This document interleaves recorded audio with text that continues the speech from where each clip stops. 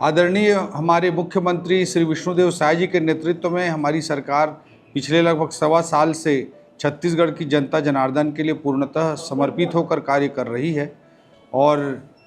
यही मैं कहना चाहूँगा कि कल का जो बजट होगा, हमारी सरकार का जो दूसरा बजट होगा, वो छत्तीसगढ़ को एक नई ऊंचाई पर पहुंचाने के लिए पूर्ण रूपेण समर्पित बजट होगा। और जो हमारा पहला बजट आया था, उसी के अगली श्रृंखला के रूप में कल के बजट को आप देखेंगे। और एक जो बड़े विजन के साथ जो हम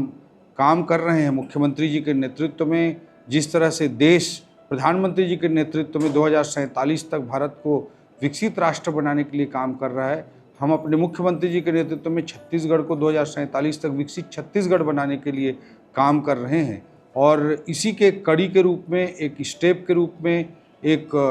पहले बजट को पहले कदम के रूप में और दूसरे बजट को दूसरे कदम के रूप में देख सकते हैं। और पिछले बजट का ही एक अगला क्रम इस कल के दूसरे बजट में आप सबको दिखाई देगा। जब हमारा छत्तीसगढ़ राज्य का गठन हुआ था 2000 में, तब लगभग 5000 करोड़ के आसपास का बजट प्रस्तुत हुआ था। और इन 25 सालों में हमारे छत्तीसगढ़ ने काफ़ी प्रगति की है और बजट का साइज लगातार बढ़ता हुआ नज़र आया है। इस बार का बजट पिछले साल के बजट की तुलना में भी निश्चित रूप से बड़ा होगा, क्योंकि हमारी आर्थिक विकास, जो आर्थिक सर्वेक्षण के आंकड़े 28 फरवरी को मैंने विधानसभा के समक्ष प्रस्तुत किए हैं,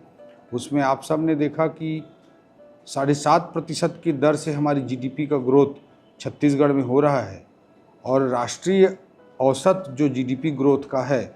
उससे 1% से भी ज़्यादा तेज़ गति से हमारे छत्तीसगढ़ का ग्रोथ हो रहा है। तो उसी ग्रोथ के अनुरूप टैक्सेशन में वृद्धि, टैक्स कलेक्शन में वृद्धि,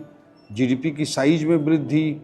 सभी विषयों पर वृद्धि होती है। उसी अनुसार बजट के साइज में भी वृद्धि आपको दिखाई देगी। मैं वही कहना चाहूँगा कि जो सबके सामने है तथ्य, वो है कि 2047 तक भारत को विकसित राष्ट्र बनाने के लिए नरेंद्र मोदी जी काम कर रहे हैं। और हमारे मुख्यमंत्री जी के नेतृत्व में छत्तीसगढ़ को विकसित छत्तीसगढ़ बनाने के लिए एक विजन के साथ, एक विजन डॉक्यूमेंट बनाकर, एक दृष्टिपत्र बनाकर हम लोग भी काम कर रहे हैं।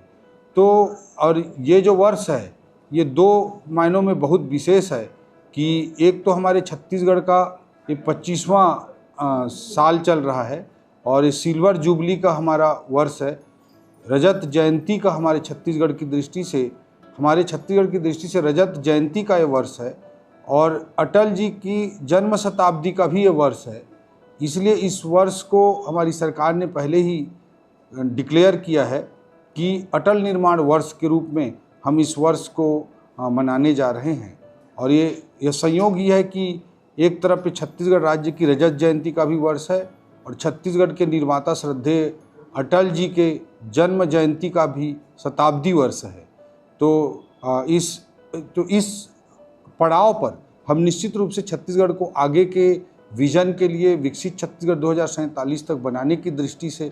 एक कदम के रूप में कल के हमारी सरकार के दूसरे बजट को प्रस्तुत करेंगे।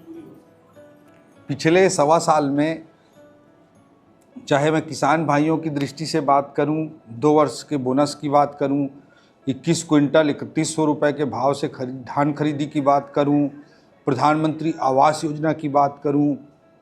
महतारी वंदन योजना की बात करूं, दीनदयाल उपाध्याय भूमिहीन मजदूर, कृषि मजदूर योजना की बात करूं, रामलला दर्शन योजना की बात करूं, सभी पैमानों पर हमारी सरकार ने बहुत सफलतापूर्वक प्रदर्शन किया है। और उसी का परिणाम एक मार्कशीट के रूप में, एक रिजल्ट के रूप में बार बार छत्तीसगढ़ की जनता ने हमारे मुख्यमंत्री जी के नेतृत्व में हमारे सरकार के कामों पर मुहर लगाई है। चाहे वो लोकसभा चुनाव के समय रिजल्ट की बात आप करें, चाहे रायपुर में उपचुनाव हुआ, उसमें एक बड़े विक्ट्री मार्जिन के साथ जनता जनार्दन के आशीर्वाद की मैं बात करूं, या भी स्थानीय चुनावों में, चाहे वो ग्रामीण क्षेत्र के पंचायत चुनाव की बात हो या शहरी क्षेत्र के नगर निगमों, नगर पालिकाओं, नगर पंचायतों की बात हो, सब जगह हमारी सरकार को बार बार छत्तीसगढ़ की जनता ने अपना आशीर्वाद प्रदान करके ये साबित किया है कि हमारी सरकार के काम से छत्तीसगढ़ की जनता संतुष्ट है, खुश है और इसलिए बार बार हमको आशीर्वाद दे रही है।